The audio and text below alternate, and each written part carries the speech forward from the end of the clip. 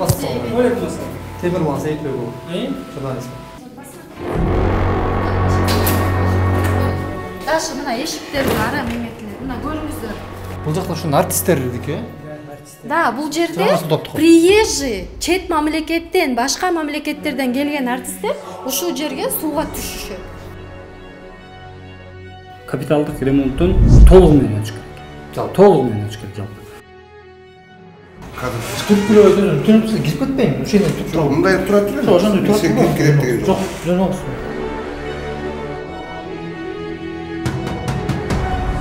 Тагырага аба айлануу жок экен да? Аба айлануу жок. Эмне үчүн иштеп? Кана 19 миллион керек деп аткан ошол.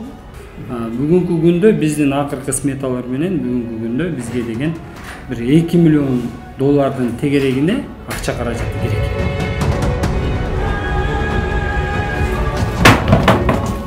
Канчанчы жылдары бирөө көтөрүп кетсе керек. Темирге кетти. Темирге кетти. Мисалы, могун турган акыбал ушундай Бекмамбетов не кылып атат дейсиң да. Айтылбай турган сөз эле анан деген өз эле дегендей да. Бул жерде Комиссия келген. Они были, конечно, в шоке от состояния нашего цирка. Ушул жерге биздин башка чет мамлекеттен келген артисттер замуровано, закрыто, сюда нельзя. Посмотрите. Бирөө бочканы тартса суу агат, тартпаса акпайт.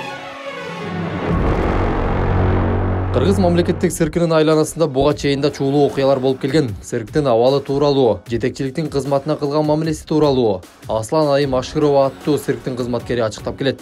Биз бул темага кайрылып, цирктин акыбалын күнгөй тескейинен ачып берүүнү чечтик.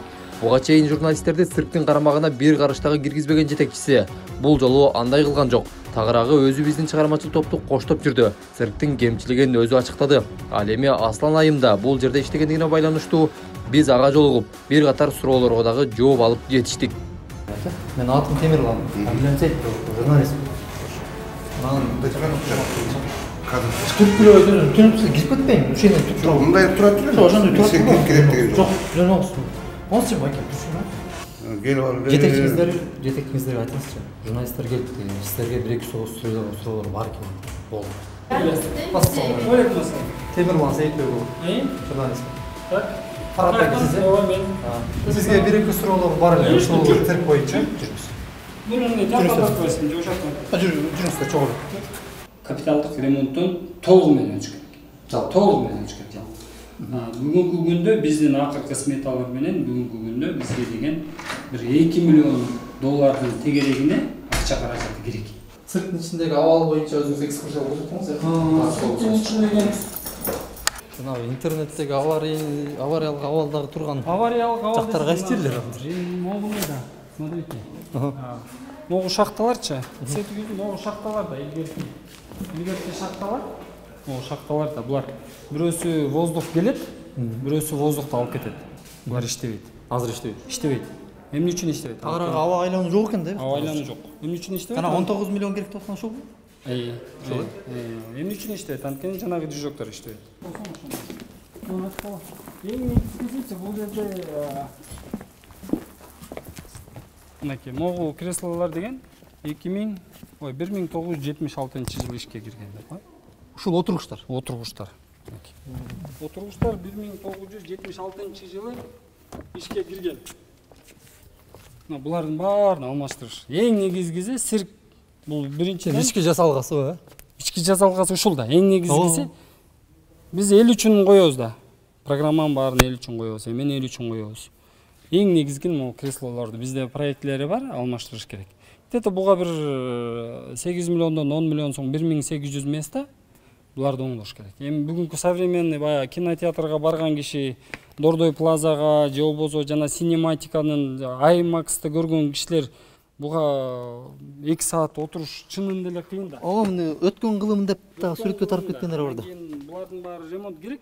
Ремонт керек. Ошого бир акча каражатын бөлүп алсак жакшы болот эле. Могулар деген бул каучуковый деп коет экен. Каучуковый да, жумшак. Ооба. Каучуковый. Бул да ошо баягы атам заманында салынган да. Ооба, эскиси. Буларды деген эми азыркы күндө Россиядан чакырып келиш керек. Специалисттер Россиядан чакырып келиш керек. Россиядан чакырып келип, анан бул литий кылып коюш керек.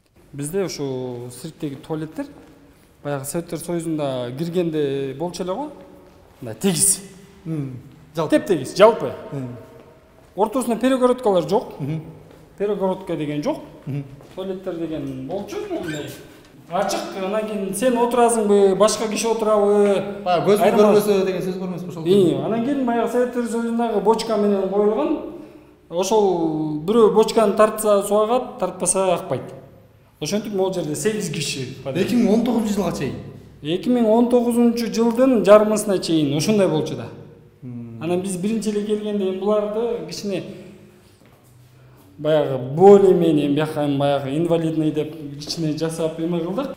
Кышкысын кантип жан сактап атасыздар эми? Эми кышкысын биз деген центральный эмеге кошконбуз да. Жана отоплениялар дагы эскиди деп атпайсыздарбы? Могул Советтер Союзунда курулган южоктор да.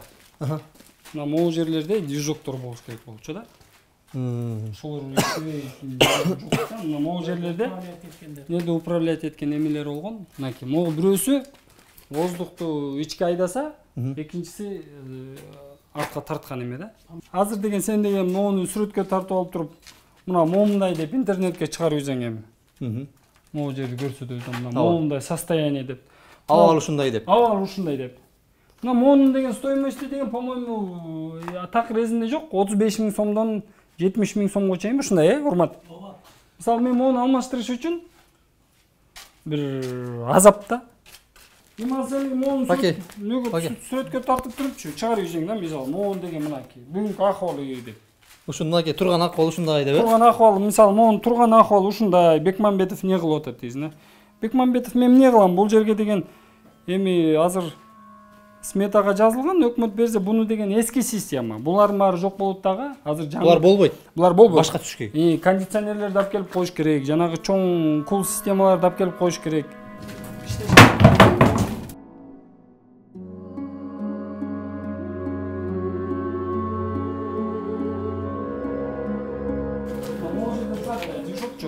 Айландырат. Айландыргандан жок өзү жок. Эми жок экен ошо. Жок. Баягы 90 канчанчы жылдары бирөө көтөрүп кетсе керек. Темирге кетти. Эми моуну деле бирөө темир көтөрүп кызыккандар көп болуш керек мынча темир депчи. Могул жерге эми койсо болот, южокду алыпчы. Бирок ал бүгүнкү күндүн шартына жооп бербейт. Буну алып керек жок. Наоборот, жаңы системаларды коюш керек.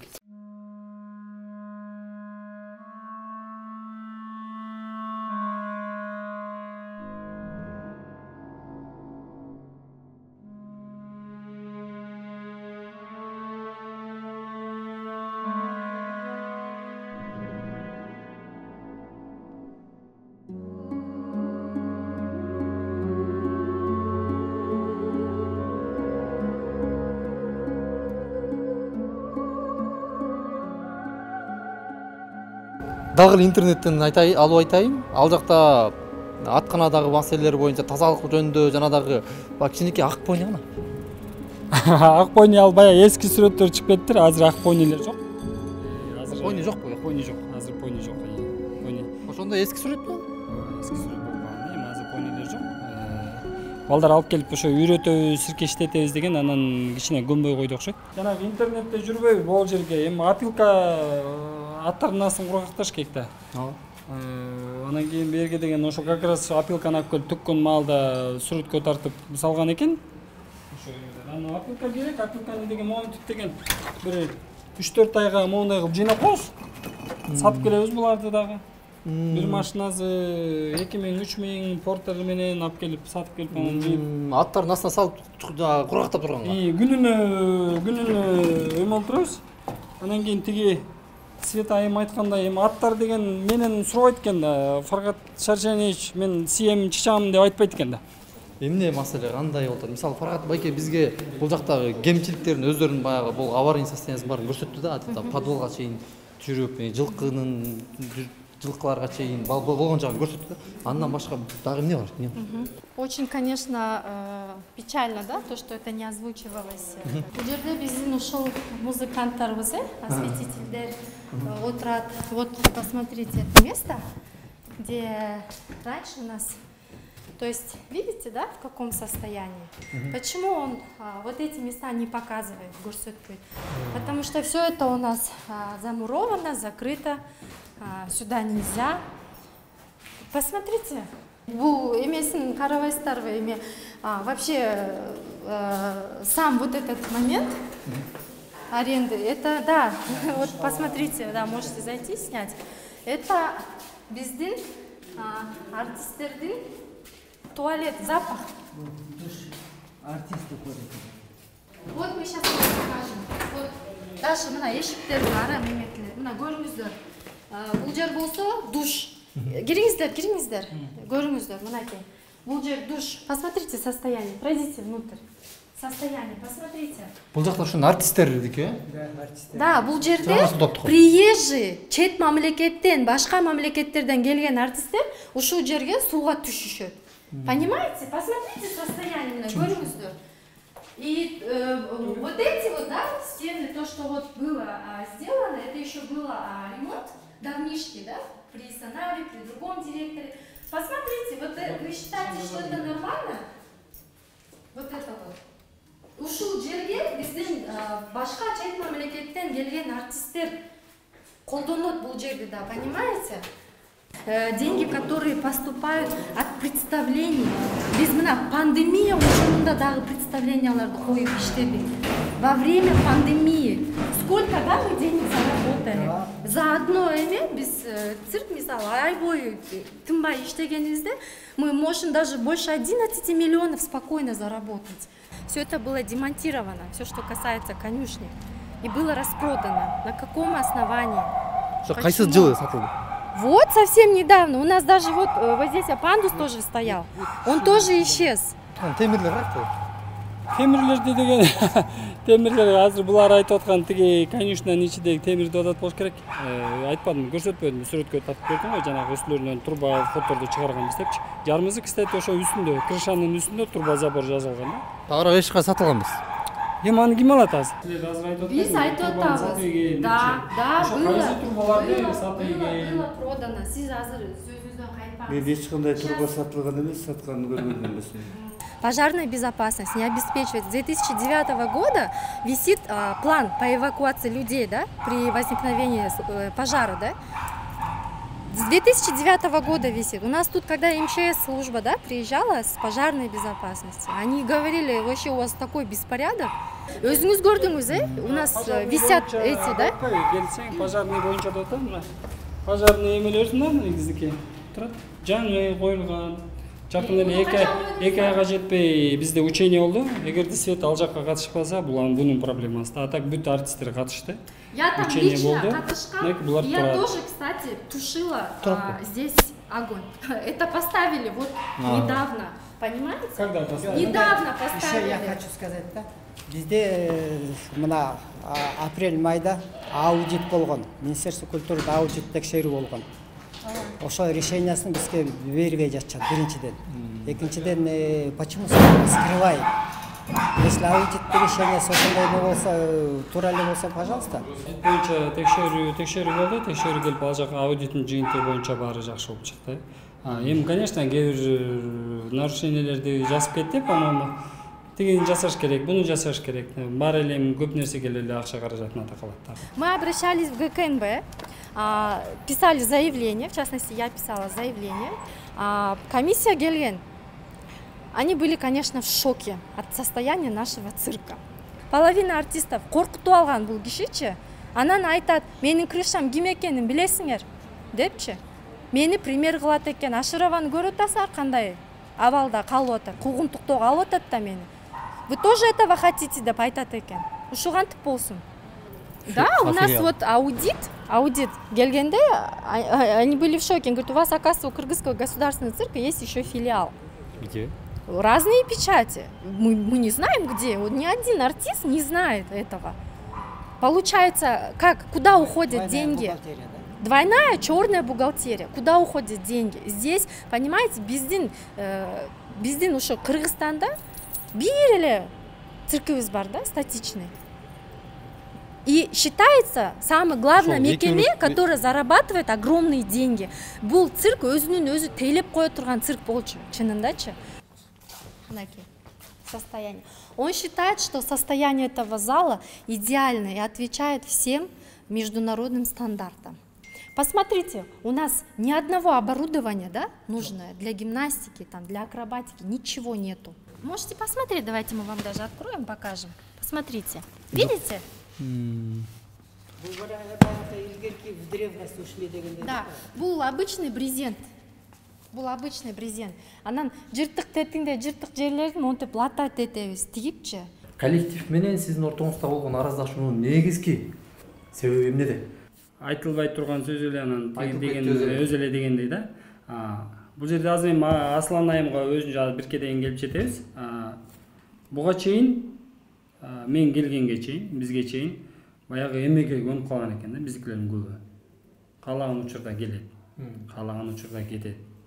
Анан булар өздөрүнчө правила киргизип алган. Мисалы, сен мисалы борбордук телевидениеде эртең саат 9-да барып кечки 6-га чейин иштешиң керек.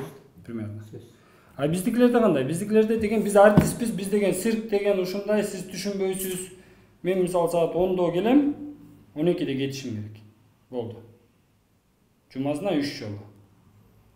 А бизде мондай болгон случай бар да, 3 балабыз деген жакында жумуштан мен статья менен бошоттум. Алар мындай болот. Мага деген марттын башында аягында келет. Муну жумушка алыңыз деп. Хорошо, мен жумушка алам, марттын жумушун алам. 22 мартта жумушка алам. 1 апрель күнү самолетко түшүп алып 3 жол кетип калыптыр. Москвага кетип калган да, контракт чыгып калыптыр да срочно. А мен издеп таппайм, кана бул балдар кана. Биякта жумуш калды. Биякта жумуш калдык. Бул балдар кана. Вот мына худруга өзү отурат. Алар көрсө деген тиги биз контракт дегенбиз, дегенкенбиз айтканбыз деп туруп кетип калган да. Эми анын мамлекет эртең бирөөс хорошо тиги сен иштеп атсың, эртеден кечке чейин иштеп атсың, маңдай терин төгүп иштеп атасың, айлыгыңды алып атасың. Ошол эле учурда тиги балдар да айлык алып атат. Бирок айтасың да, сен айтасың да. Шаев. Мен эртеден кечке чейин иштеп атсам, оларың болсо Москвада жүрдү, контракт жактан акча алып атса, бияктан айлык алып атса, мен деле ушундай кылбаймбы дейсиң да. Цирктин жетекчиси коллектив менен болгон жагдайды кол астында иштегендер эмгек кодексинде көрсөтүлгөндөй иш алып барбай жаткандыгына байлады. Ал эми Аслан айым Фархат мырза циркке түшкөн акча каражаттарын кандай кылып коротуп жаткандыгына, мындан сырткары чыгармачыл топко эмне себептен көңүл бурулбагандыгына айтып чырылдайт. Буга кошумча башка мамлекеттердеги цирктеги абал кандай экендигин айтып мисал келтирди. Бирок бул үчүн башта айткандай 2 миллион доллардын тегерегинде акча бөлгөндө гана кыргыз цирки капиталдык оңдоп түзөөдөн өтөт. Бирок качан акча бөлүнөт белгисиз. Балким төрөнүн куйругу жерге тийгенде.